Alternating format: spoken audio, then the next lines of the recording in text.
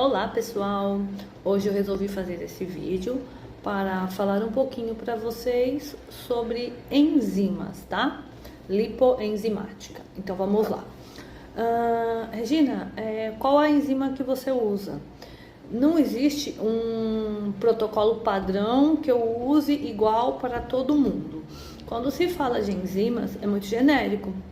A composição da enzima, ela pode ser diversas, tá? Então, eu vou tentar passar um pouquinho disso para vocês. Então, vamos lá. Existe também diferença de fármacos, né? Que seriam medicações e cosméticos. Qual a diferença? Os dois funcionam? Funcionam. Porém, a medicação, ela é muito mais potente do que um cosmético, tá? Qual a enzima eu trabalho aqui? Eu trabalho com as enzimas medicação. Então, vamos lá. Existem inúmeros tipos de enzimas, porém, qual vai ser usado? Eu preciso fazer uma avaliação individual, tá? Porque vai depender de cada cliente, dessa avaliação, o tipo de enzima que eu vou escolher para esse cliente, tá? Então, por exemplo, aqui, eu posso usar. Vou mostrar só para vocês terem mais ou menos uma noção de quais os tipos de medicação que eu posso colocar dentro dessa enzima. Então, tenho aqui cafeína, eu tenho aqui pentoxifilina, eu tenho aqui ioimbina, L-ornitina e a principal, que é o desoxicolato de cálcio. Tenho aqui também benzopirona,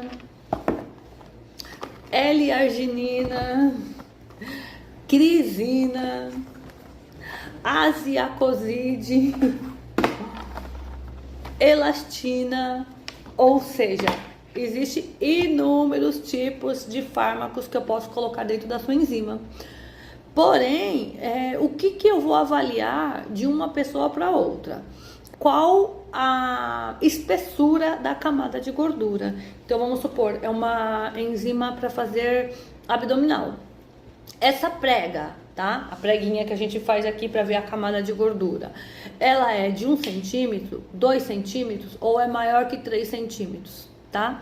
Então, vai depender dessa avaliação, a quantidade de gordura que eu tenho ali naquela área para trabalhar. Por quê? Se eu pegar uma prega maior que 3 centímetros, eu vou fazer uma enzima bem potente, tá? E uma mescla com bastante composição. Já se eu pegar uma pessoa que tem uma camada bem pequena, né, de gordura, tipo, vamos lá, 1 centímetro, eu já não posso usar a mesma enzima que eu escolhi para uma pessoa com prega maior que 3 centímetros. Por quê?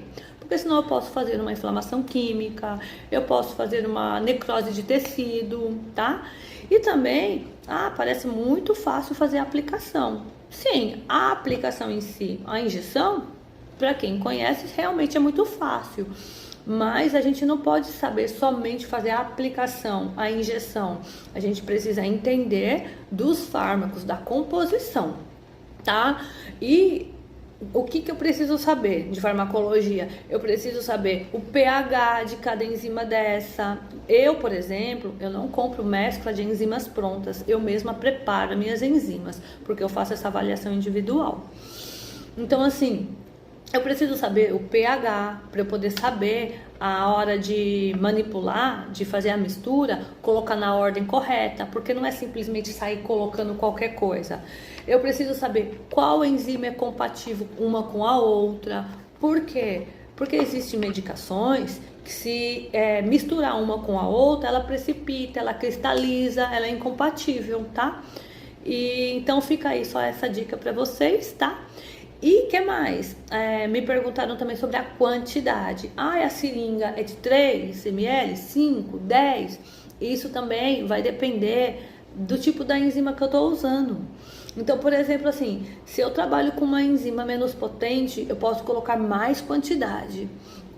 Se eu trabalho com uma enzima muito potente, eu trabalho com menos quantidade. Por quê? Porque eu trabalho com enzima pura. Existe também pessoas que trabalham com a enzima diluída com soro. Eu costumo usar ela pura porque eu acho ela muito mais eficiente. Porém, a quantidade, ela é diferenciada na hora da aplicação, tanto a quantidade total como a quantidade de cada ponto. Então, assim, existe a distância certa de uma picada para outra, existe a quantidade certa que se coloca em cada picadinha daquela. Então, assim, é todo um contexto de conhecimento, de tanto conhecer medicação, quantidade, compatibilidade, tá bom? Então é só isso mesmo que eu queria falar para vocês.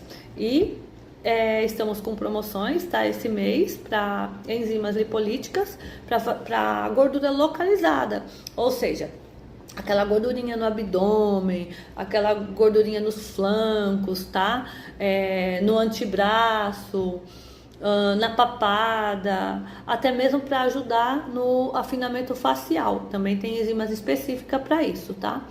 E além disso, nós também podemos misturar na enzima elastina, dependendo da composição que eu preparar, porque a elastina ela ajuda na flacidez, tá? Então, só um pouquinho aí para vocês entenderem um pouquinho como funcionam as enzimas, tá bom?